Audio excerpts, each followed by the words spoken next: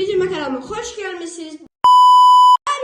Video kanalıma hoş gelmişsiniz. Bugün sizlerle birlikte Mega Chips'in tadına bakacağız. Bu arada buna fiş vermeyeyim. Bir tane alınmayan kadr oldu.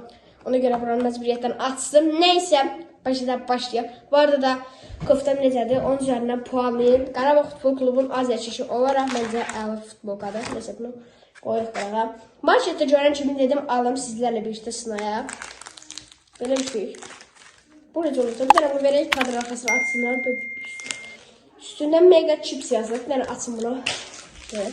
Siz de bu vaxtda video like atın. Kanala da abone olun. Başlayalım videomuza. Baxaq dadına. Neyse əli açıldı biraz bir tane. Bir tane böyle bir şey çıxdı. Böyle bir şey. Ah qəribə bir şeymiş. Patsıq belə. Alqatı bir tane bunu tam açaq. Dadına baxaq. Aynı yaxşı qırılmışlar dedim. Bir də qırılacaqlar. Böyle bir şey çıxdı. Şimdi bir tane dadına baxaq.